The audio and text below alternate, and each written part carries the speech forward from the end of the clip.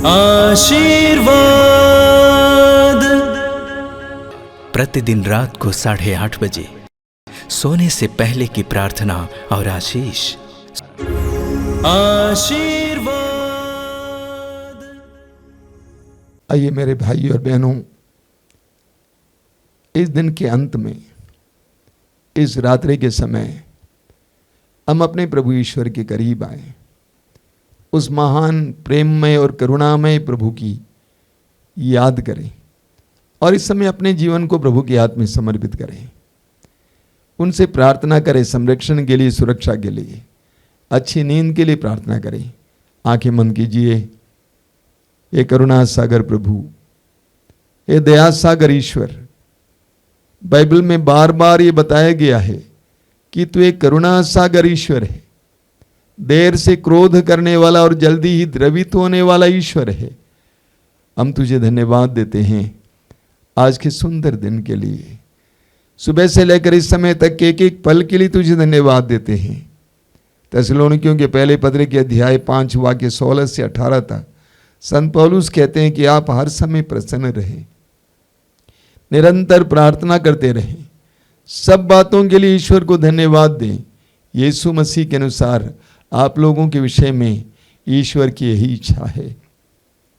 हम धन्यवाद देते हैं पिता, एक एक बात के लिए धन्यवाद देते हैं, जीवन के हर सुख के लिए धन्यवाद देते हैं, जीवन के हर दुख के लिए धन्यवाद देते हैं, पीड़ाओं के लिए धन्यवाद देते हैं, शारीरिक दर्द के लिए धन्यवाद देते हैं, शारीरिक रोग के लिए धन्यवाद देते हैं, विपत्तियों के लिए धन्यवाद देते हैं, बेरोजगारी के लिए धन्यवाद देते हैं, निसंतान की अवस्था के लिए धन्यवाद देते हैं, घर की तंगी और गरीबी के लिए धन्यवाद देते हैं।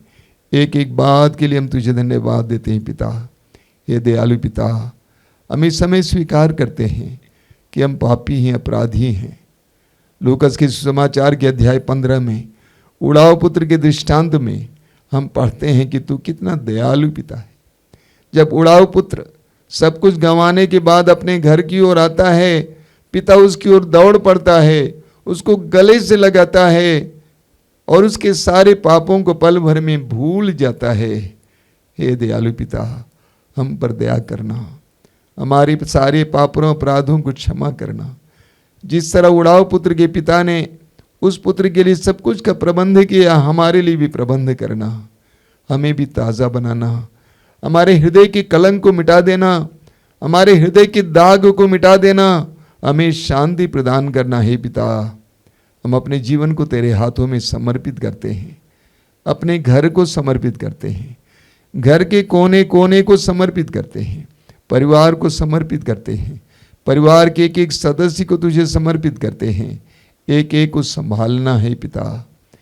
एक एक तेरा वरदान है, एक एक व्यक्ति तेरा वरदान हम स्वीकार करते हैं। अपने आस पड़ोस के लोगों को भी याद करते हैं, उनको भी तुझे समर्पित करते हैं। हे पिता, हमें संरक्षण प्रदान करना। प्रकाशना ग्रंथ के अध्याय 1 उसके वाक्य 17 और 18 में तेरे पुत्र यीशु ने कहा है, मत डरो, आदि और अंत मैं हूँ, प्रथम और अंत मैं हूँ, जीवन का स्रोत मैं हूँ। मैं मर गया था, देखो मैं अनंत काल तक जीवित रहूँगा। मृत्यु और अधोलोक की कुंजियाँ मेरे पास हैं। हम इस पवित्र वचन पर विश्वास करते हुए तेरे पुत्र यीशु के परम पावन नाम पर प्रार्थना करते हैं। हमें संरक्षण प्रदान करना, हमें सुरक्षा प्रदान करना, अंधकार की शक्तियों से, दुष्ट आत्माओं से, हर प्रकार की विपत्ति से आज की रात को हमें सुरक्षा प्रदान करना। हे पिता, हमारी आत्माओं को शांत कर, हमें अच्छी नींद प्रदान कर, नन्हे बालक बालिकाओं की तरह बेहिचक सोने के लिए, बिना किसी चिंता के सोने के लिए हमें कृपा प्रदान कर। आज की रात हमारे लिए अनुग्रह की रात बने। सिर झुकाइए। दयालु पिता, धन्यवाद देते हुए प्रार्थना करता हूँ, मेरे भाई बहनों को आशीर्वाद देना। ये रात उनके लिए आशीष की रात हो, तेरी कृपाओं की रात हो। उनके थके हुए शरीर को तू ताज़ा बनाना, उनके पापों के कलंक को मिटाकर उनकी आत्माओं को शांत करना, उनको शुद्ध और पवित्र करना। आज की रात उनके लिए आशीष की रात बने। हमारी इस प्रार्थना को ग्रहण कर, हमारे प्रभु क्रिस्त के द्वारा आमीन। आशीर्वाद